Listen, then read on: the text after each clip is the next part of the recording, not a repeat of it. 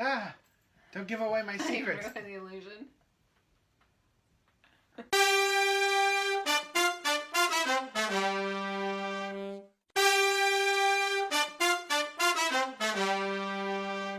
Happy New Year, everybody. I hope that your holidays were as hectic and delightful as mine were. I want to talk about an experience that I had when I went back to Utah to visit family and people for the holidays. So if anybody has done something slightly illogical to go after their dream, many of them have felt some opposition. Probably, whether it's verbal or you can just judgment. And I felt that in a really unique, interesting way. Nobody actually said anything like, "You're a moron for going after it," or, "Oh, bless your soul." What they actually said was, "Yeah, you gotta chase your dream. It's fine."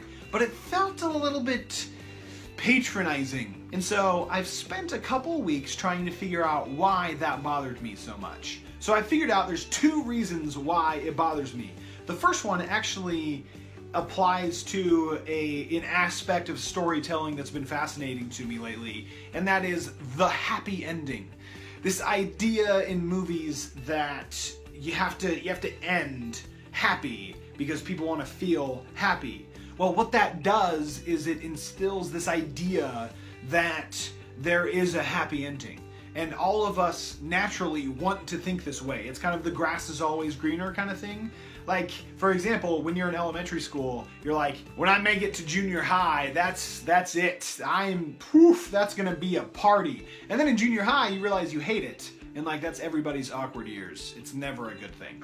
But you're like, man, high school, I see that high school is gonna be a blast. And so on. When you're in the job, you're waiting for the promotion. When you're looking for somebody to marry, you think oh, marriage, bam, instant happiness forever once you get married. The fact is, there really is no happy ending. There's always going to be the next day. Cinderella married Prince Charming. No, she didn't. Cinderella, who did Cinderella marry? Is it Prince Charming? No. Sleeping Beauty and Prince Charming. No, Sleeping Beauty's Prince Philip. Snow White? Prince Charming? Yeah. Who did Cinderella marry? Sure, the princess gets to marry the prince, but then what happens the next day? She freaking has to run a kingdom. So, that probably sucks. At least sometimes. There's always going to be trials and hardships and things. So how this applies to chase the dream is this idea that once you catch it, bam, you're golden. Once you catch the dream, I'm going after it. Once I catch it, then I'm gonna be happy. If I want to produce film, is there an official day that I've made it? Maybe, I have no idea. But if there is, there's the next day, and the day after that. So the happy ending, it just doesn't really exist. The second thing is chase the dream. That implies that the dream already exists and all you have to do is catch it. You have to chase it for long enough and hard enough and fast enough that you catch it. What if your dream doesn't actually exist? And that sounds super depressing, and I don't mean it to at all.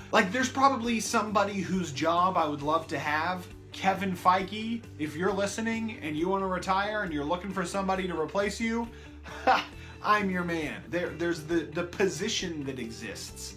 But what I see as my dream, the impact that I want to make, and the life that I want to have while making that impact, doesn't exist. It's mine. It's my snowflake little unique dream situation.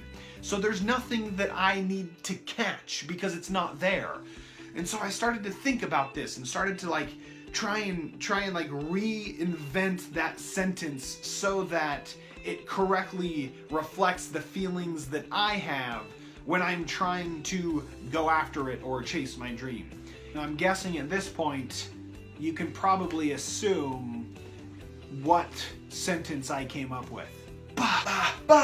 I think that produce your dream is a lot more fitting for a lot of reasons. One, I want to be a producer, so naturally that word feels right, makes me happy. The second thing is the definition of produce fits the actual reality of what this means a lot better. There's two of them. Let me read them to you. Number one, make something using creative or mental skills. That's good. The second one I like even better. It is cause a particular result or situation to happen or come into existence.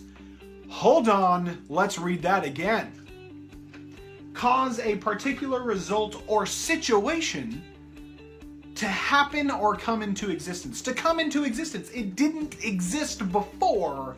You have to cause it to come into existence. The fact is, my dream doesn't actually exist. I have to cause it to come into existence. And what is that? That is producing.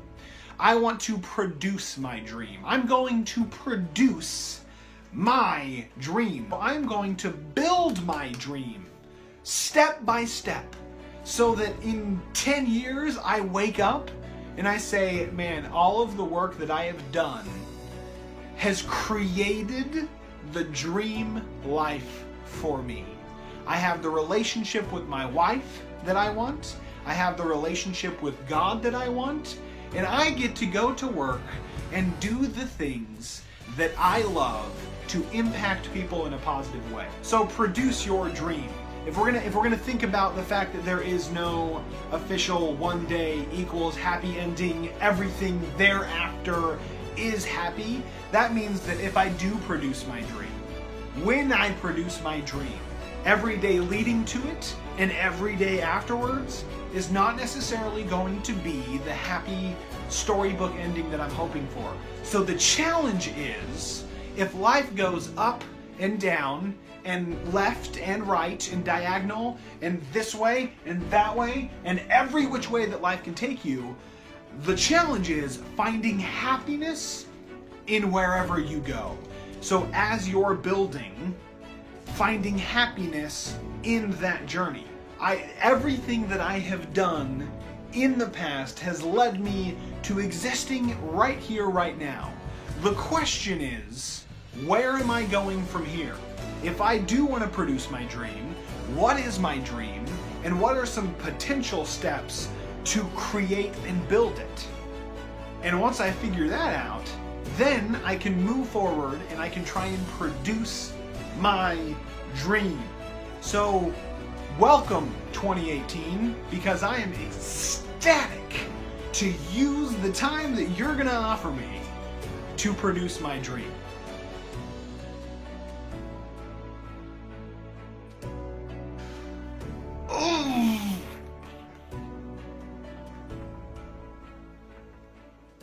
Yeah!